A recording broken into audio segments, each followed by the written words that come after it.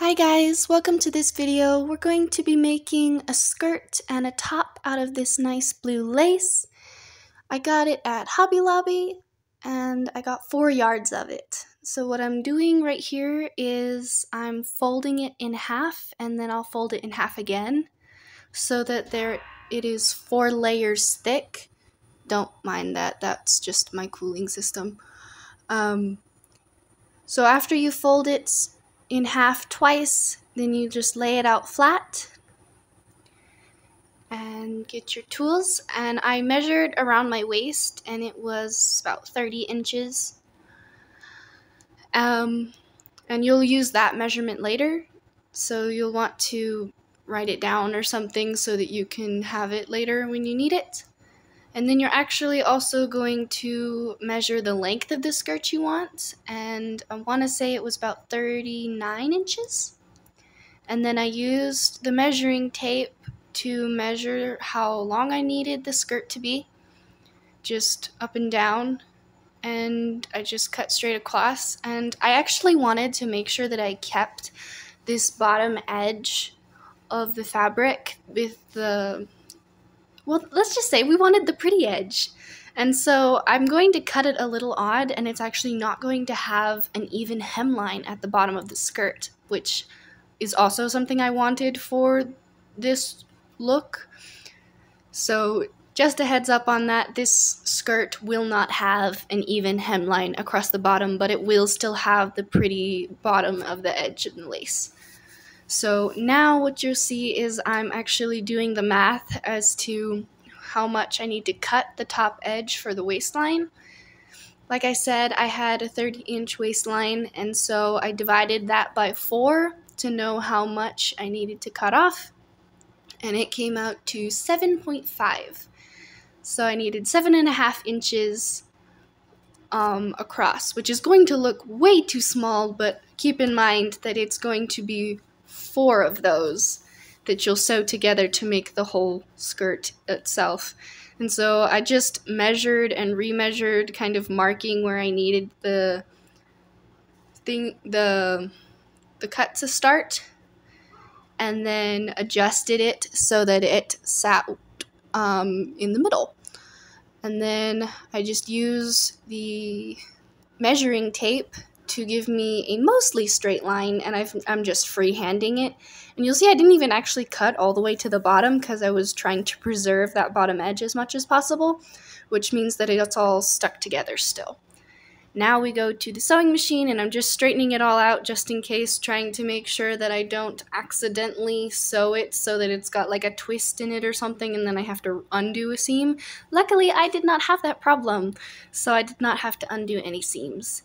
And I just stitch it all together. Make sure that even on this lace, it may not look like it at first glance, but there is a correct side, like a side you want on the front, on the top. So make sure you're sewing the correct sides, the sides that you want to be showing, facing each other. The way I've always had it described was right sides together. And then you're just going to sew it all down the seams until you have every seam that you need. Make sure that you do leave one of the seams open at the top just a little bit, because you're going to need a little bit more than actually what your waist is so that you can actually get the skirt on. So basically you're going to leave a section open where on a skirt that wasn't lace you would put like a zipper or something. And there's the kitty. This is Velvet. She's my baby. She likes to help me lots and lots.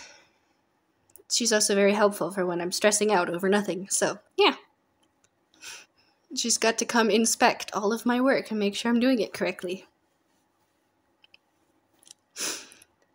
And just sew all your seams together. Just a heads up, thinner fabrics like lace or chiffon don't typically tend to like the sewing machine, or I suppose the sewing machine won't like them. So it's a little bit difficult because you'll have thread that snags or something, and so you'll have to be careful to try not to force the fabric too much, and it's okay to redo seams a few times if you have to. Because if you do have to force something, you could rip the fabric because it's more delicate than other fabrics. And there were multiple seams where I had to stop halfway and kind of undo something and rethread the machine and then keep going. And also keep an eye on how much thread you have left in your bobbin, because if you run out of bobbin but you're still sewing because you think you still have bobbin, then you're going to be like at the end of a seam and then it's not sewn together and it's confusing because wait, what happened? And then you have to find where you lost, where you ran out of bobbin, and thread a new bobbin and thread the machine again, and then you have to start over.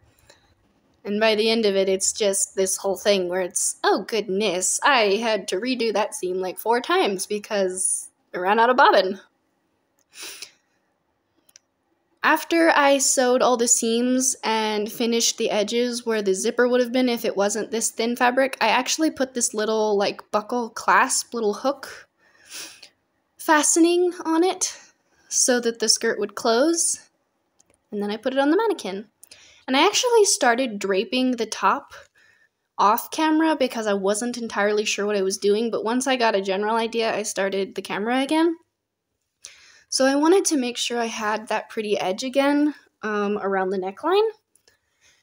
So I made sure to put that where I wanted it as a starting place. And then you kind of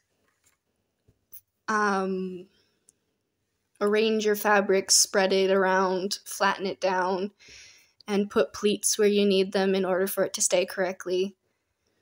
Make sure you use pins when you need pins, and if you need a helping hand, you can always have a helping hand. I had my little brother help me at one point.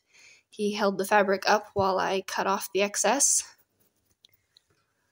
And you just cut off whatever you don't need and keep going. And you'll see throughout this whole time while I'm pinning things on and cutting things off of the mannequin, I'm literally just throwing the scraps on the ground, and then I gather them up and throw them away properly afterward because, I don't know, maybe I'm a little lazy or something. But it's fine because it worked really well. So the whole mannequin, that makes sense. No, the whole top is going to have some specific seams and such, and you'll see I actually draped this fabric on for the back upside down, and then I realized that and had to flip it over, and then after I flipped it over it was perfect again and I had to pin it in. Pro tip on draping the top though, make sure you leave excess fabric around the sides and the back so that when you sew it all together and put it on, you can still move correctly. Because I've made a top like this where I draped the material in order to make the shape I wanted, and I completely forgot to leave any extra room.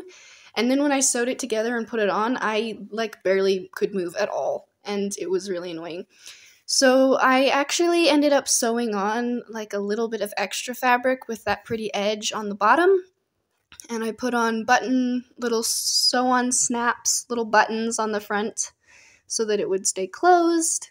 And I used an elastic thread to make the waist cinch in just a little bit more, since it was that little bit extra size-wise so that you could actually move correctly. And then I made sleeves by literally just measuring around the armhole and just sewing it on, and then cutting out a length that would have the armhole be the same as the top of the sleeve. And then I just sewed it on as this little tube, and it came out as these cute sleeves. And here's the grand reveal!